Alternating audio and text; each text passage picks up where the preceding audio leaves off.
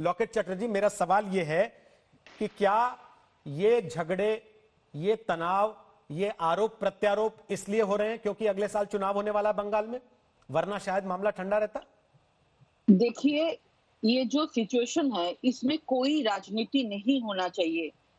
दिनेश जी बोले हैं, जो प्रधानमंत्री जी सबको बोला है, सबको ये मानना होगा, ये महामारी जो एक्ट है इसको सबको मानना होगा, लॉकडाउन सबको मानना होगा, सबके लिए विचार एक ही होगा। जिसको कोविड पॉजिटिव होगा उसको क्वारंटाइन में जाना पड़ेगा, सबके लिए है ये। एक हिंदू के लिए, मुस्लिम के लिए ऐसा कुछ नहीं है, लेकिन सब लोग मान रहे हैं ये, क्योंकि हम लोग चाहते हैं जल्दी जल्दी लॉकडाउन छोड़ के हम लोग जो नॉर्मल जो हमारा लाइफ सिस्टम है उसमें आ जाने का कोशिश कर रहे हैं। लेकिन इसमें कोई लोग, कुछ लोग, अगर हम लोग नाम बोल देंगे तो इसमें हो जाएगा बीजेपी सांप्रदायिक है। तो इसमें कुछ लोग कोविड टेस्ट नहीं कराएंगे, क्वारंटाइन में नहीं जाएंगे, पुलिस के साथ उनका लड़ाई हुआ, मारपीट हुआ, उसके बाद उसको पुलिस ने, प्रशासन ने उसको जो आगे से पूरा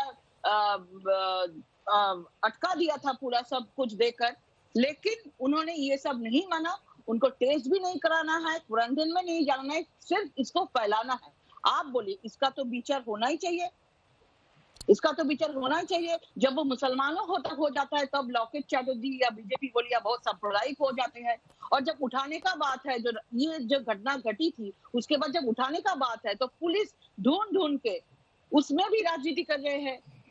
जो कुछ भी नहीं है, जो एकदम निरीह है, शांति प्रिय है, जिसका घर लूट हुआ है उसमें उसको उठाने वाला है, लेकिन जिन्होंने ये किया है उसको नहीं उठा रहा है। इसमें भी तो सांप्रदायिक राजनीति पुलिस ने कर रहे हैं, प्रशासन ने कर रहे हैं, तुष्टिकरण का राजनीति कर रहे हैं। शुक्रिया लॉकेट चटर्जी, आज तक पर आने के लिए। लॉकेट चटर्जी बड़ा आरोप लगा रही है कि सांप्रदायिक राजनीति हो रही है। दिनेश जी, अब मैं आ रहा हूं रेल के मसले पर, उसमें भी आपकी सरकार पर सांप्रदायिक राजनीति होने का ही आरोप लगा। जो बात कल रेल मंत्री ने कही उससे एक कदम आगे आज संबित पात्रा, बीजेपी के प्रवक्ता जिन्होंने प्रेस कॉन्फ्रेंस की, वो ले गए। उन्होंने कहा अजमेर से तो लोगों को ले आती है ममता बनर्जी की सरकार, लेकिन बाकियों के लिए वो ट्रेन चलाने को हामी नहीं भरती। क्या वाकई ऐसा?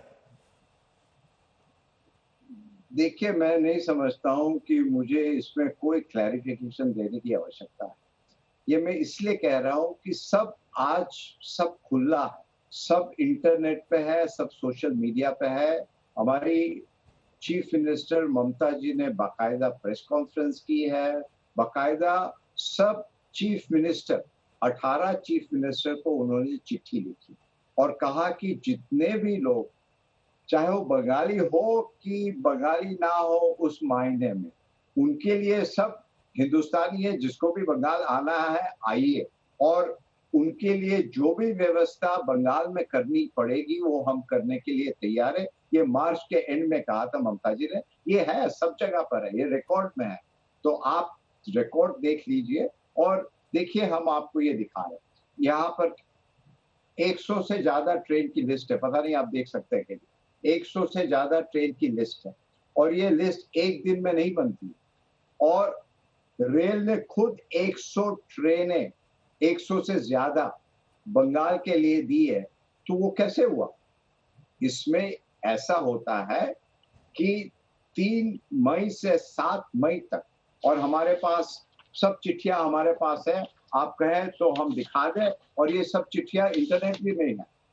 इन चिट्ठियों में चीफ सेक्रेटरी ने उनके काउंटर पार्ट, चाहे वो राजस्थान हो, चाहे वो केरला हो, चाहे वो कर्नाटका हो, चाहे वो हरियाणा हो, कि भैया आप बताएं कितने लोग आना चाहते हैं, उसके आंकड़े हमें दीजिए। तो देखिए, इसमें बात बहुत बहुत सिंपल सी है कि एक स्टेट में जो रहते हैं, मान लीजिए उदाहरण के तौर पर राजस्थान, वहां के कुछ लोग बंगाल आना चाहते हैं। अब यहाँ बंगाल के प्रशासन को आंकड़े नहीं मालूम होंगे, वो तो राजस्थान सरकार को पता लगेगा कि यहाँ से 5,000 लोग आना चाहते हैं, 15,000 लोग आना चाहते हैं। उसी प्रकार उसी आंकड़े को लेकर राजस्थान सरकार या कर्नाटका सरकार केंद्र को लिखेगी कि यहाँ से 25,000 लोग बंगाल जाएंगे, उसके लिए आप रेल की व्यवस्था कीजिए। ओके। क्योंकि आंकड़े तो स्टेट के पास होते हैं। ठीक है। आंकड़े स्टेट के पास होते हैं, तो ये ये क्यों कर रहे हैं भैया? ये आज जो समय है वो हिंदुस्तान को एक रखने का है। यदि हम चाहते हैं, और मैं भी ये चाहता हूं कि भारत अपने बलबूते पे रहे, मगर ऐसे आपसी झगड़ों में, और केंद्र बड़ा है। सर, और दो मैं तो सवाल है ये मेरे। कहूंगा कि मैं तो ये कहूंगा कि पीयूष जी मेरे भी बहुत अच्छे दोस्त हैं। जी। पीयूष जी को चाहिए कि एक टेलीफोन उठाए, और ममता जी के साथ भी उनके संपर्क अच्छे हैं, और कहिए भैया दीदी आप बताइए क्या करें, कैसे करें, हम लोग को मिलजुल के करना है। उसकी बजाय यदि हम प्रेस में जाए, ट्वीटिंग में जाए, तो ये मैं समझता हूं देश के लिए अच्छा नहीं है।